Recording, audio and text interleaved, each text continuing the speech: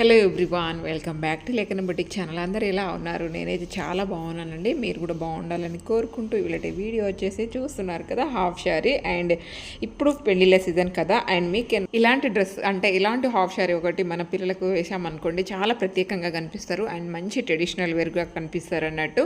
And మనం ఫంక్షన్లోనే కదా ఇంత హెవీగా వేసుకునేది, ఇలాంటి ఒకటి డిజైన్ చేయించండి. చాలా అంటే చాలా బాగుంటుంది. ఈ చీరతోనండి హాఫ్ శారీ అనేది డిజైన్ చేస్తున్నాను. ఫుల్ శారీతో ఈ విధంగా అయితే హాఫ్ శారీ డిజైన్ చేయమని చెప్పేసి ఇచ్చారన్నట్టు. ఇలా పెద్ద బార్డర్ వచ్చినాయి హాఫ్ శారీస్కి అయితే చాలా బాగుంటాయండి. అండ్ దీనికైతే ఈ విధంగా దీంట్లోనే ఏదైతే వచ్చిందో బ్లూ కలర్, ఆ బ్లూ పైననే ఈ విధంగా అనేది ఒక్క నిమిషం చూపిస్తాను. ఈ విధంగా కంప్యూటర్ వర్క్ చేయించారన్నట్టు. చూడండి ఎంత బాగా తెలియదో. ఏదైతే పెద్ద బార్డర్ ఉందో అది వచ్చేసి హ్యాండ్కి వచ్చేసి కింది వైపున ఇట్లా కొంచెం వచ్చేసి మళ్ళీ కట్ వర్క్ అనేది ఇచ్చారు అన్నట్టు. బార్డర్కి అటాచ్ చేసేసి హ్యాండ్స్కి అనేది పెట్టేస్తాను. ఓవరాల్గా ఇలా ఉంది. అండ్ పూర్తి వీడియో అయితే చూసేసేయండి, అసలు స్కిప్ చేయకండి. ఈజీగా cutting and stitching prints cut చేస్తున్నాను. ఇప్పుడు కటింగ్ అండ్ స్టిచ్చింగ్ వీడియో అయితే ఫుల్ వీడియో చూసేసేయండి. అదే మా వీడియో కనుక మొదటిసారి చూస్తుంటే మాత్రం తప్పకుండా మా ఛానల్ని లైక్ అండ్ షేర్, సబ్స్క్రైబ్ చేసుకోవడం మర్చిపోకండి. మరి ఇప్పుడు స్టార్ట్ చేసేది. ఇక్కడైతే నేను ప్రింట్స్ కట్ బ్లౌజ్ అయితే స్టిచ్చింగ్ చేస్తున్నానండి. బ్లౌజ్ నడుము వచ్చేసి 32, అదేవిధంగా చెస్ట్ లూజ్ వచ్చేసి 36 అన్నట్టు. అండ్ ఇక్కడ చూస్తున్నారు కదా, బ్లౌజ్ పొడవు వచ్చేసి 14.5. అండ్ అదేవిధంగా నేను షోల్డర్ వచ్చేసి అంటే నెక్ తీసుకున్నాను 2.5, అదేవిధంగా షోల్డర్ అయితే 3 ఇంచెస్ తీసుకున్నాను. ఇక్కడ చూస్తున్నారు కదా, ఈ విధంగా నేనైతే బ్లౌజ్ మెజర్మెంట్తోనే అదేవిధంగా టేప్తోనే వేస్తున్నాను. సంఖ వచ్చేసి 6 ఇంచెస్ డౌన్ వేశాను. ఇక్కడ చూస్తున్నారు కదా, మనం మార్కింగ్ ఆల్రెడీ నెక్కు వేసుకున్నాం. కింది వైపున వచ్చేసి నెక్ బ్రాడ్ వచ్చేసి నేను పైన వైపున 2.5 తీసుకుంటే కింది వైపున అయితే నేను 3 ఇంచెస్ తీసుకున్నాను. ఆ వెడల్పు సరిపోతుంది అన్నట్టు. అండ్ ఇక్కడ చూడండి, ఈ విధంగా అయితే మనం సంఖ దగ్గర మార్కింగ్ చేసుకోవాలి. ఒక 1.5 ఇంచెస్ పైకి ఇక్కడ మార్కింగ్ చేశాను చూడండి కార్నర్లో, అక్కడ నుంచి 1.5 ఇంచెస్ పైకి అయితే ఈ విధంగా మార్కింగ్ చేసుకొని ఆ తర్వాత మన దగ్గర ఏదైతే మెజర్మెంట్ బ్లౌజ్ ఉంటుందో దాంతో ఈ విధంగా అయితే మెజర్ చేసుకుంటే మనకు నెక్ కరెక్ట్ వస్తుంది. ఆ తర్వాత మనం మార్జిన్ అంటే మార్జిన్కి ఏదైతే ఉంటుందో స్టిచ్చింగ్ అది వేసేసేయాలి. ఆ తర్వాత అండి ఇక్కడ సంఖ దగ్గర మార్కింగ్ చేసాం కదా, అక్కడికి మనం కింది వైపున ప్రింట్స్ కట్కి కరెక్ట్ వచ్చేటట్టు చూసుకోవాలన్నట్టు. అంటే మనం మార్జిన్కి 2 ఇంచెస్ పైకి ఇక్కడ చూస్తున్నారా, ఇది ప్రింట్స్ కట్కి గీస్తున్నాను నేను. అదే విధంగా అండి ప్రింట్స్ కట్ వచ్చేసి 3.5 వెడల్పు తీసుకున్నాను కింది దగ్గర, నడుము దగ్గర వచ్చేసి. ఆ తర్వాత అయితే ఈ విధంగా కట్ చేసేసుకోవడమే. ఆల్రెడీ మీకు చాలా వీడియోస్లో చెప్పే ఉన్నాను ప్రింట్స్ కట్ అనేది ఎలా కట్ చేసుకోవాలనేది. ఇదైతే పిల్లల హాఫ్ శారీసే, రౌండ్ నెక్ అంటే కట్ వర్క్ బ్లౌజ్ అన్నట్టు. మనం ఆల్రెడీ బ్యాక్ పార్ట్ పైన ఈ విధంగా మెజర్ చేసుకున్నాం కాబట్టి మనం బ్యాక్ పార్ట్ పైన ఈ విధంగా మెజర్ చేసుకుంటాం కాబట్టి అదే మెజర్మెంట్తో రౌండ్గా అదేదైతే బ్యాక్ పార్ట్ కట్ చేసుకున్నామో దాన్ని పెట్టేసి ఈ విధంగా అయితే ఎక్కడికక్కడ మార్కింగ్ అనేది కరెక్ట్ వేసేసుకొని ఫ్రంట్ నెక్ వచ్చేసి నేను 6 ఇంచెస్ డౌన్ కిందికి వేసాను. అండ్ ఇక్కడ ప్రింట్స్ కట్కి కింది వైపున మార్కింగ్ పడేటట్టు ఇక్కడ అయితే చిన్నగా వీల్ మిషన్తో ఈ విధంగా అయితే మార్క్ చేస్తున్నాను అన్నట్టు. ఆ తర్వాత అదైతే మార్కింగ్ పడుతుంది కదా కింది వైపున, దాని మీద నుంచి ఈ విధంగా మనం మార్కింగ్ చేసేసుకుంటే సరిపోతుంది. ఆ తర్వాత అయితే ఇట్లా ఇది కూడా కట్ చేసేసుకోండి. ఇక్కడ చూస్తున్నారు కదా, సంఖ్య దగ్గర కూడా కరెక్ట్ కట్ చేసుకోండి. కొంతమంది ఏం చేస్తారంటే జస్ట్ మనం ఏదైతే బ్యాక్ పార్ట్ కట్ చేసామో దాని విధంగానే కట్ చేసేసుకొని మధ్యలో జస్ట్ ఖర్చు మాత్రం పెద్దగా పెట్టేస్తారు. బట్ ఈ విధంగా కట్ చేయండి. షేప్ పట్టిలాగా మనం కప్స్ వేసుకుంటే ఎలా అయితే వస్తుందో సేమ్ ఆ విధంగా వస్తుంది అన్నట్టు. ఇక్కడ మార్కింగ్ ఎగస్ట్రా ఎందుకు వేసానంటే అది స్టిచ్చింగ్కి పై వైపున వచ్చేసి మనం కరెక్టే కట్ చేసుకోవాలి. అది సంఖ కిందికి పోతుంది కాబట్టి దానికి అయితే అవసరం లేదు. ఇక్కడ వచ్చేసి నేను హ్యాండ్స్ కట్ చేస్తున్నాను. అండ్ ఇక్కడ చూడండి, ఈ విధంగా అయితే మార్కింగ్ చేసుకుంటున్నాను. హ్యాండ్స్ లెంత్ వచ్చేసి నేనైతే 12 ఇంచెస్ తీసుకున్నాను. అదేవిధంగా నేను బ్లౌజ్ మెజర్మెంట్తో కట్ చేస్తున్నాను. ఇక్కడ బ్లౌజ్ ఎలా అయితే ఉందో దాన్ని విధంగా పెట్టేశాను. ఇక్కడ 2 మార్కింగ్ ఎందుకు వేసానంటే పైన ఉన్నది మనకు పెంచుతున్నాం అన్నట్టు, 1 ఇంచ్ అయితే పైకి పెంచుతున్నాము. అందుకని చెప్పేసి మనం ఒక మార్కింగ్ ఇట్లా 2 మార్కింగ్లు చేసుకున్నామంటే మనకు ఈజీ అవుతుంది. అదేవిధంగా బ్యాక్ పార్ట్ ఏదైతే ఉందో దాన్ని కూడా పెట్టేసి ఈ విధంగా ప్రింట్స్ కట్ కూడా కట్ చేసేసుకోవాలంటే అంటే సైడ్ పార్ట్స్ ఉంటాయి కదా ప్రింట్స్ కట్కి, అది కూడా ఈ విధంగా డైరెక్ట్ పెట్టేసి కట్ చేసుకోవడమే. దాంట్లో పెద్దగా ఏది ఉండదు. ఇక్కడ చూస్తున్నారు కదా, ఈ విధంగా అయితే కట్ చేసుకోండి. అండ్ ఎగస్ట్రా కూడా మనం ఇక్కడ కట్ చేసాము చూడండి, అది స్టిచ్చింగ్కి అయితే ఉండాలి, లేదంటే ఫ్రంట్ పార్ట్ ఇట్లా ఒత్తేసినట్టు అవుతుంది అన్నట్టు. అందుకని చెప్పేసి చెప్తున్నాను. అండ్ ఇక్కడ వచ్చేసి నేను అంటే మెయిన్ ఫ్యాబ్రిక్ కట్ చేస్తున్నాను. ఇక్కడ చూడండి, ఓవరాల్గా అయితే మెయిన్ ఫ్యాబ్రిక్ మొత్తం ఇట్లా వర్క్ అయితే వచ్చింది, కట్ వర్క్ అనేది. దానికి ఇలా ఈ విధంగా పెట్టి అయితే కట్ చేసేస్తున్నాను నేను. అండ్ ఫ్రంట్ పార్ట్కి ఈ విధంగా పెట్టేసి కొంచెం కింది వైపున అతుకు పడింది. కాకపోతే ఇది బ్యాక్ ఓపెన్ అండి, ఈ బ్లౌజ్ వచ్చేసి బ్యాక్ ఓపెన్. బట్ వాళ్ళు కంప్యూటర్ వర్క్కి ఇచ్చేటప్పుడు ఏంటంటే బ్యాక్ ఓపెన్ అని చెప్పేసి చెప్పలేవు, వాళ్ళు మధ్యలో అయితే గ్యాప్ ఏమీ ఇవ్వలేదు. అండ్ మీరు ఆల్రెడీ చూసే ఉంటారు. మధ్యలో ఏం గ్యాప్ ఇవ్వలేదు కాబట్టి మనమే కట్ చేసేసి ఈ విధంగా అయితే పెట్టేసాము.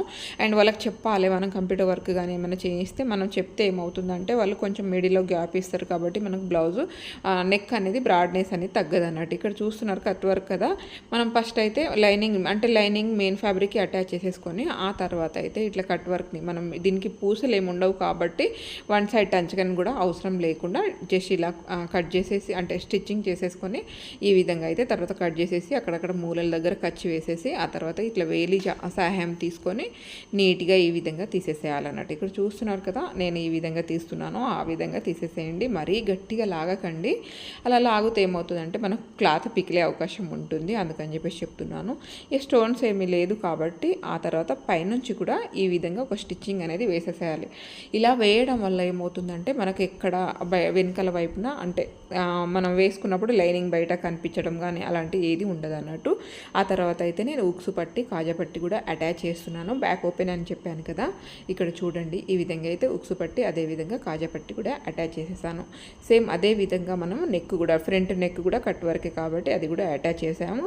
అండ్ లూజ్ కుట్టు వేసుకున్నది కూడా ఇప్పేస్తున్నాం అన్నట్టు. ఇక్కడ చూడండి ఈ విధంగా అయితే తీసేసేయాలి. అది అలా తీయడం వల్ల తీస్తేనే కదా మనకు లోపల కట్ చేసినాక మళ్ళీ ఉల్టాయించినాక కరెక్ట్ అనేది వస్తుంది అన్నట్టు. ఇక్కడ చూస్తున్నారు కదా ఈ విధంగా అయితే కట్ చేసేసేయండి. ఈ విధంగా కట్ చేసుకున్నాక దానికి కూడా మన ఫ్రంట్ పార్ట్ కూడా అక్కడక్కడ ఖర్చు వేసేసి ఈ విధంగా ఉల్టాయించేసి పైనుంచి ఒక స్టిచ్చింగ్ వేసుకోండి. ఇక్కడ నేను ప్రింట్స్ పార్ట్కి అండ్ లైనింగ్ అటాచ్ చేయడం అవి ఏమి చూపించలేదు, ఎందుకంటే వీడియో మళ్ళీ లెంత్ అవుతుంది. ఇక్కడ చూస్తున్నారు కదా ఈ విధంగా ప్రింట్స్ పార్ట్ కూడా ఫ్రంట్ వైపున ఈ విధంగా అయితే అటాచ్ చేసేసేయండి. ఎప్పుడైనా సరే మీరు ప్రింట్స్ పార్ట్ అటాచ్ చేస్తే నడుము దగ్గర నుంచి అటాచ్ చేయాలి, అంటే కింది వైపు నుంచి అటాచ్ చేయాలి, పై వైపు నుంచి అటాచ్ చేయకూడదు. అలా చేస్తే మనం సంఖ వైపు నుంచి అటాచ్ చేస్తే కింది వైపున ఏమైనా మిగిలిన మనం కట్ చేసామనుకోండి మళ్ళీ షేప్ అవుట్ అవుతుంది. అందుకని చెప్పేసి మనం కింది వైపున అంటే నడుము వైపు నుంచి అటాచ్ చేసి పైన సంఖ వైపున ఏమైనా మిగిలినా సరే మనం లోతు తీస్తాం కదా సంఖ లోతు, అప్పుడు కవర్ అవుతుంది అన్నట్టు. అందుకని చెప్పేసి చెప్తున్నాను. ఇక్కడ చూడండి ఎంత మంచిగా వస్తుందో ఫ్రంట్ వైపున కప్స్ లాగా మనకు వస్తుంది అన్నట్టు. అందుకని చెప్పేసి మీరు ప్రింట్స్ బ్లౌజ్ ఒకవేళ కట్ చేస్తే ఈ విధంగా కట్ చేయండి. ఆ తర్వాత అయితే నేను ఇక్కడ సంఖ అంటే కరువు కూడా తీసేస్తున్నాను. ప్రింట్స్ పార్ట్ ఏదైతే ఉందో అది అటాచ్ చేసినాకనే మనం ఈ విధంగా కరువు అనేది తీయాలి, అలా అయితేనే బ్లౌజ్ చాలా నీట్గా వస్తుంది అన్నట్టు.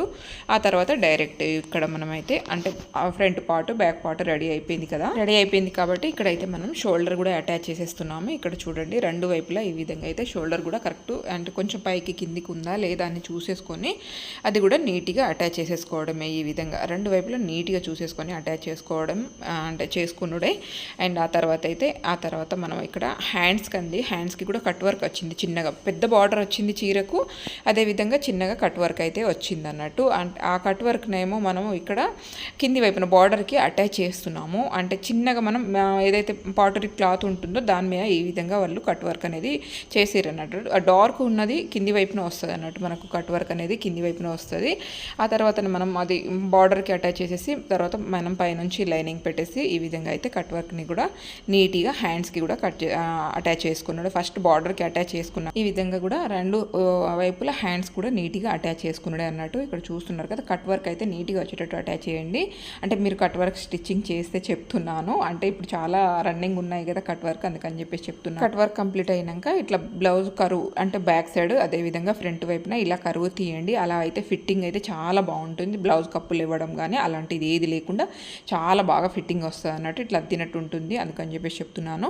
అదేవిధంగా ఇక్కడ పైపింగ్ కోసం క్లాత్ కట్ చేస్తున్నాను నేను. అంటే నడుముకు మనకు నెక్కు అంతా కట్ వర్క్ వచ్చింది కదా, ఇక్కడ నేను నడుముకు అయితే ఈ విధంగా పైపింగ్ అనేది వేస్తున్నాను అన్నట్టు. ఇలా వేయడం వల్ల కూడా బ్లౌజ్ మనకి ఎంత హెవీగా వర్క్ ఉంది, మనం పైపింగ్ వేయకపోతే దాని లుక్ అనేది పోతుంది అన్నట్టు. అందుకని చెప్పేసి మనం ఇంకా మంచిగా కనిపించాలంటే ఈ విధంగా పైపింగ్ అనేది యాడ్ చేయాలి.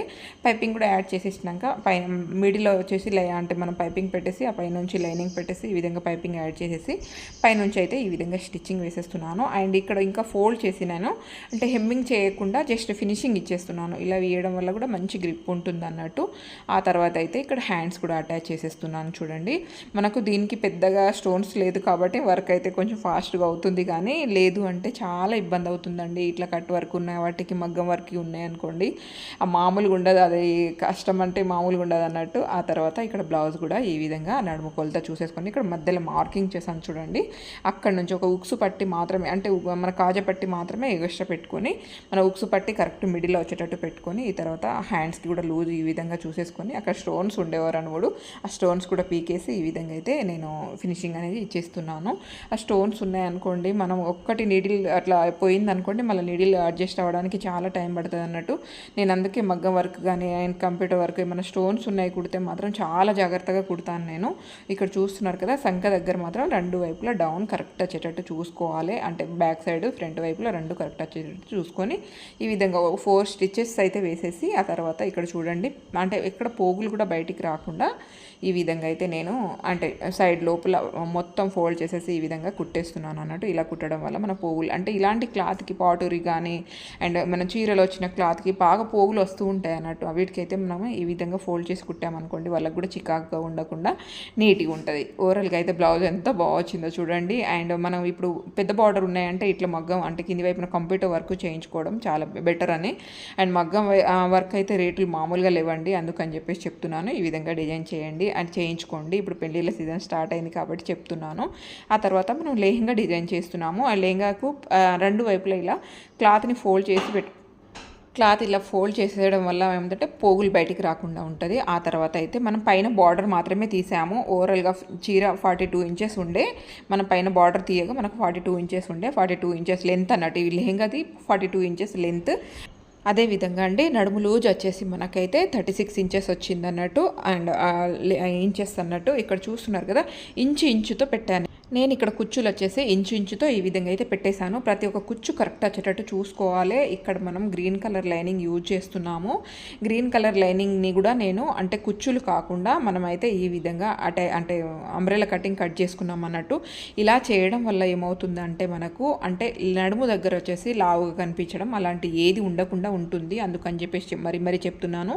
మీరు ఇలాంటి హెవీ లెహంగాస్ ఏమైనా కుడితే మాత్రం లోపల అంబ్రెలా కటింగ్ వేయమని చెప్పండి. స్టిచ్చింగ్ చేసే వాళ్ళు ఉంటే కూడా మీరు అంబ్రెలా కటింగ్ వేయండి. ఈ విధంగా ఫినిషింగ్ చేసుకున్నాక ఫస్ట్ మనం నడుము పట్టి వేయక ముందే ఈ విధంగా లెహంగా అయితే సైడ్ ఫినిషింగ్ చేయాలి. ఎందుకంటే మనం జిప్ యాడ్ చేస్తాం దీనికి కాబట్టి ఈ విధంగా సైడ్ ఫినిషింగ్. ఫస్ట్ అయితే నేను మెయిన్ ఫ్యాబ్రిక్ని ఫినిషింగ్ చేసేస్తున్నాను. కొంచెం 2 ఇంచెస్ కింది వరకు అయితే లైనింగ్ అదేవిధంగా మెయిన్ ఫ్యాబ్రిక్ రావాలి. ఆ తర్వాత మనం మెయిన్ ఫ్యాబ్రిక్ అంటే లైనింగ్ పక్కకు అనేసి ఓన్లీ మెయిన్ ఫ్యాబ్రిక్నే ఈ విధంగా అయితే అటాచ్ చేసేసేయాలి. ఆ తర్వాత లైనింగ్ మనం మెయిన్ ఫ్యాబ్రిక్ లోపలికి అనేసి లైనింగ్ని ఈ విధంగా ఫినిషింగ్ చేసేసేయాలి అన్నట్టు. ఇలా చేయడం వల్ల దానికే గేర్ అనేది చాలా బాగుంటుంది. ఇట్లా స్ట్రైట్గా కాకుండా లుక్ అయితే చాలా బాగుంటుంది అన్నట్టు. ఆ తర్వాత అండి ఇక్కడ చూస్తున్నారు కదా, నేను జిప్ యాడ్ చేస్తున్నాను. అండ్ మనం ఒక పాయింట్ లోపలికని అంటే ఫినిషింగ్ ఇచ్చాం కదా, ఆ పాయింట్ ఫ్యాబ్రిక్ ఇక్కడ కనిపిస్తుంది. మీరు చూడండి, ఎక్స్ట్రా ఫ్యాబ్రిక్ తీసుకున్నాం మనము. అంటే మనకు లోపలికని అటాచ్ చేసి అంటే ఫినిషింగ్ ఇచ్చాం కాబట్టి ఈ జిప్ దాంట్లో పాయింట్స్లో కరెక్ట్ ఫిట్ అయిపోతుంది అన్నట్టు. ఈ విధంగా అయితే జిప్ పెట్టేసి వన్ సైడ్ పాదం ఉన్న మిషన్తోని ఈ విధంగా అయితే ఫినిషింగ్ అనేది చేసేసేయాలి. వన్ సైడ్ ఉంటే మనకు జిప్పు లాస్ట్ వరకు స్టిచ్చింగ్ అనేది పడుతుంది అన్నట్టు. 2 సైడ్ పాదం ఉందనుకోండి మనకు స్టిచ్చింగ్ అయితే మనకు జిప్పు కనిపిస్తుంది. ఓకే, స్టిచ్చింగ్ చేసుకోవచ్చు కానీ జిప్పు యాడ్ చేసాం అక్కడ కనిపిస్తుంది. ఇక్కడ జిప్పు కూడా యాడ్ అంటే కనిపించకుండా కూడా మనం ఫినిషింగ్ అనేది చేయొచ్చు అన్నట్టు. అందుకని చెప్పేసి జస్ట్ చిన్న పనే కదా, మనం వన్ సైడ్ పాదం వేసేసుకొని ఈ విధంగా అయితే ఫినిషింగ్ చేసేయాలి. మళ్ళీ జిప్పు వేసాక కూడా అండి ఇక్కడ చూడండి, నేను జస్ట్ అవి మనం స్టిచ్చింగ్ వేసేటప్పుడు జస్ట్ లాస్ట్కి ఫస్ట్ అయితే లూజ్ కుట్టి వేసేసి ఆ తర్వాత ఇంకో స్టిచ్చింగ్ వేస్తున్నాను. ఆ పన్నులు ఏవైతే ఉంటాయో జిప్ పన్నులు అవి కొంచెం లోపలికి లాగినట్టు వేసామనుకోండి ఎక్కడ కొంచెం కూడా మనకు బయటికి కనిపించదు అన్నట్టు. ఈ తర్వాత జిప్ వేసినాక లాస్ట్కి అయితే కొంచెం రబ్ చేయాలి. అలా చేయడం వల్ల మనకు జిప్పు కిందికి పోకుండా నీట్గా ఉంటుంది అన్నట్టు. అండ్ ఎగస్ట్రా మిగిలింది కూడా కట్ చేసేసేయచ్చు. ఆ తర్వాత అయితే బ్లూ కలర్ పై వైపున బార్డర్ తీసాం కదా, ఆ బార్డర్ని అయితే నేను నడుము దగ్గర వేస్తున్నాను. 4 ఇంచెస్ తీసుకున్నాను ఈ విధంగా. అంటే వెడల్పు బార్డర్ వచ్చేసి వెడల్పు 4 ఇంచెస్ తీసుకొని ఈ విధంగా అయితే నేను నడుముకు పెట్టేస్తున్నాను అన్నట్టు. కింది వైపున బార్డర్ కూడా బ్లూ వచ్చింది, పై వైపున కూడా బ్లూ ఉంటే బాగుంటుందని ఈ విధంగా అయితే యాడ్ చేశాను. దాదాపుగా అలాగే పెడతాను, దాదాపుగా అన్నిటికీ ఈ విధంగా పెడతాను. ఆ తర్వాత ఇక్కడ చూస్తున్నారు కదా, ఎక్స్ట్రా ఫ్యాబ్రిక్ ఉన్నది లోపల వైపున ఫోల్డ్ చేసేసి దానికి కూడా ఒక కుట్టు అనేది వేయాలి. జస్ట్ అట్లనే ఫోల్డ్ చేసేసి పెట్టామనుకోండి మనం నాడ ఇటు అటు అంటే లాగినప్పుడు అది క్లాత్ అనేది బయటికి వస్తుంది అన్నట్టు. దానికి ఒక స్టిచ్చింగ్ వేసామనుకోండి పోగులు కానీ క్లాత్ కానీ బయటికి రాకుండా నీట్గా కనిపిస్తుంది. ఇక్కడ చూస్తున్నారు కదా, అదేవిధంగా పైనుంచి కూడా ఒక స్టిచ్చింగ్ అనేది వేసేసుకోవాలి. ఈ నడుము దగ్గర కూడా అస్సలు లాగకూడదు, లాగామనుకోండి గుల్ల వచ్చేస్తుంది. ఎందుకని చెప్పేసి చెప్తున్నాను. మెల్లగా ఈ విధంగా అయితే మనం ఫినిషింగ్ అనేది చేసేసుకుంటే సరిపోతుందండి. అండ్ ఇలాంటి అంటే షారీస్ ఏమైనా ఉంటే మాత్రం తప్పకుండా ట్రై చేయండి. పిల్లలకైతే ఫంక్షన్కి అయితే పెళ్ళిళ్ళకైతే చాలా బాగా కనిపిస్తారు. హలో ఎవ్రీవన్, అండ్ శారీ అయితే చూపించాను కదా, ఆ చీర మొత్తం కంప్లీట్గా అంటే మనం హాఫ్ శారీ డిజైన్ చేసేసాను అన్నట్టు. ఓవరాల్గా అయితే లుక్ ఇలా ఉందండి. నాకైతే చాలా బాగా నచ్చింది. పెద్ద బార్డర్ ఇట్లా హాఫ్ శారీ కుట్టించుకుంటే చాలా బాగుంటాయి అన్నట్టు. చూడండి ఎంత బాగా వచ్చిందో. క్లాత్ కూడా మంచి సాఫ్ట్ ఉంది. ఈ విధంగా వచ్చింది ఓవరాల్గా ఫుల్ గేరా అన్నట్టు. ఇక్కడ చూడండి ఈ విధంగా చిన్న చిన్నగా ఇంచు గ్యాప్తో ఇక్కడ కుచ్చులు అనేది నేనైతే పెట్టాను ఈ విధంగా. అండ్ ఇక్కడ వచ్చేసి నేను ఈ విధంగా పైన బెల్ట్ పట్టించేసి ఇక్కడ జిప్ ఇచ్చేసాను సైడ్లో.